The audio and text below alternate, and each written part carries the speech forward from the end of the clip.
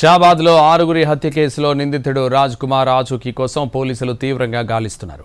9 బృందాలుగా ఏర్పడి పోలీసులు గాలిస్తున్నారు. Cheguru railway track దాటి అడవిలోకి రాజ్ కుమార్ వెళ్లినట్టు పోలీసులు అనుమానిస్తున్నారు. తన ఫోన్ను సొంతూరులో శుక్రవారం రాత్రి 11:47 స్విచ్ ఆఫ్ చేసినట్లు గుర్తించారు. రైల్వే పోలీసులు టీమ్స్ ట్రాకింగ్ టీంతో కలిసి గాలిస్తున్నారు. షాద్నగర్లో సెల్ఫ్ డ్రైవ్ కారును శుక్రవారం అద్దెకు తీసుకున్నాడు రాజ్ కుమార్. సొంతంగా కార్ డ్రైవ్ చేసుకుంటూ వెళ్ళిపోయాడు.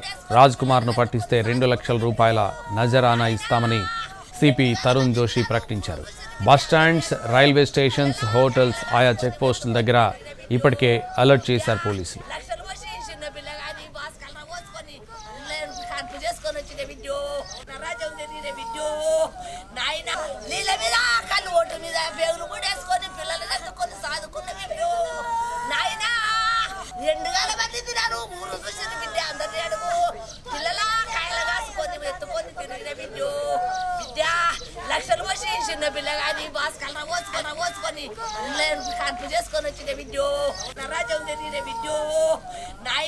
నీళ్ళ మీద కళ్ళు ఓటు మీద పేగులు కూడా. షాబాద్లో ఆరుగురి హత్య కేసులో నిందితుడు రాజ్ కుమార్ ఆచూకీ కోసం పోలీసులు తీవ్రంగా గాలిస్తున్నారు. 9 బృందాలుగా ఏర్పడి పోలీసులు గాలిస్తున్నారు. చేగూరు రైల్వే ట్రాక్ దాటి అడవిలోకి రాజ్ కుమార్ వెళ్లినట్లు పోలీసులు అనుమానిస్తున్నారు.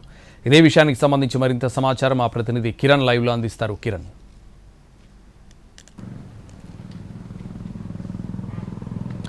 షాబాద్లో సంచలనం రేపిన ఆరుగురి హత్య కేసులో ప్రధాన నిందితుడు రాజ్ కుమార్ కోసం అయితే పోలీసులు గాలిస్తున్నారు.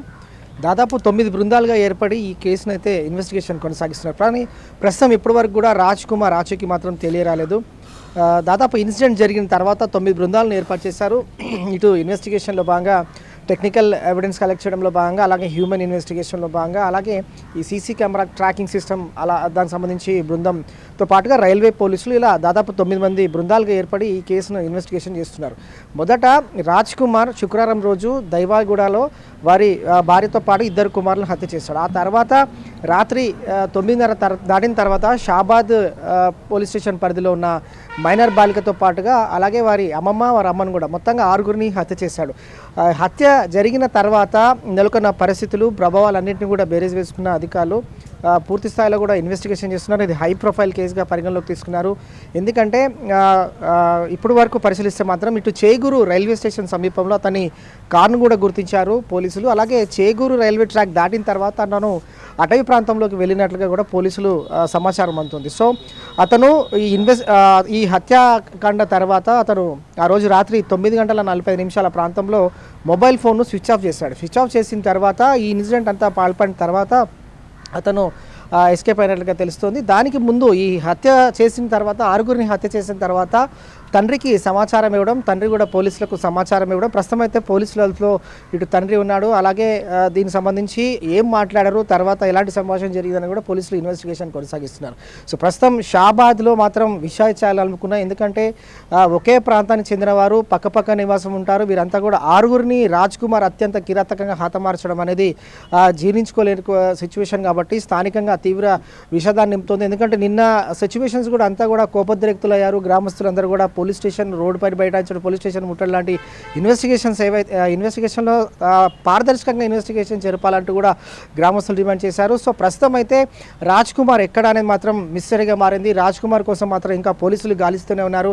చేగూరు రైల్వే ట్రాక్ వద్ద అతను రైల్వే ట్రాక్ దాటి అటవీ ప్రాంతంలో అక్కడికి నడుచుకుంటూ వెళ్ళినట్టుగా సమాచారం అందింది కాబట్టి అక్కడ 2 బృందాలు కూడా వెళ్ళాయి. అలాగే ఇటు రైల్వే పోలీసులు సహాయం కూడా తీసుకుంటున్నారు పోలీసులు. ఎందుకంటే ఈ రైల్వే ట్రాకింగ్ సంబంధించిన పరిశీలిస్తే కూడా అక్కడ లైన్మెన్స్ కావచ్చు, తర్వాత ఆర్పిఎఫ్ పోలీసులు కావచ్చు, వారి నుంచి కూడా సమాచారం అందుతూ ఉంటుంది కాబట్టి అక్కడ వారి సహాయం కూడా తీసుకుంటున్నారు. తర్వాత ఈ కేసులో కూడా సీసీ కెమెరాలు అనేది కూడా చాలా ప్రాధాన్యత సంతరించుకుంది. ఎందుకంటే ఇటు షాబాద్లో ఆ మైనర్ బాలికను బలవంతంగా లాక్కెళ్తున్న సీసీ ఫుటేజ్ లభ్యమైంది. తర్వాత షాబాద్ ఇన్సిడెంట్ ముందు కూడా రాజ్ కుమార్ ఎవరితో మాట్లాడారు, తర్వాత ఎవరితో ఏం మాట్లాడారు, తర్వాత అతన్ని సెల్ ఫోన్ టవర్ లొకేషన్ అంతా కూడా ఎక్కడెక్కడ సంచరించింది అన్నీ కూడా టెక్నికల్ ఎవిడెన్స్ కూడా కలెక్ట్ చేశారు. సో ప్రస్తుతం అయితే రాజ్ కుమార్ ఆచూకీ కోసం అయితే 9 బృందాలుగా ఏర్పడి పోలీసులు గాలిస్తున్నారు. అతన్ని ఏ క్షణంలోనైనా అదుపులోకి తీసుకుంటే కనుక ప్రధానంగా 6గురిని హత్య చేయడానికి గల కారణాలు తెలిసే అవకాశం కూడా ఉంటుంది. ఎందుకంటే తనపైన పోక్సో కేసు నమోదు చేశారని అంత కక్ష పెట్టుకొని ఇటు మైనర్ బాలికతో పాటు వారి తల్లిని అమ్మమ్మను హత్య చేశారు. కానీ సొంత భార్య తర్వాత ఇద్దరు చిన్నారులు ఎందుకు హత్య చేయాల్సి వచ్చిందని మాత్రం మిస్టరీగా ఉంది. సో అతను అదుపులోకి తీసుకొని విచారిస్తే ఈ మర్డర్ మిస్టరీ సంబంధించి అన్ని విషయాలు కూడా తెలిసే అవకాశం ఉంటుంది. ప్రస్తుతం అయితే ఇన్వెస్టిగేషన్ అంటే తన పైన పోక్సో కేసు కూడా నమోదైంది గతంలో. అయితే ఈ కేసును పారదర్శకంగా దర్యాప్తు చేయని ఎస్ఐ పైన కూడా సస్పెన్షన్ వేటు వేశారు పోలీసులు. ప్రస్తుతం అయితే ఎంక్వైరీ కొనసాగుతుంది, ఎస్బీఐ ఎంక్వైరీ కూడా కొనసాగుతుంది. సో అన్ని కోణాలు కూడా పోలీసులు దర్యాప్తు కొనసాగిస్తూ ఉన్నారు.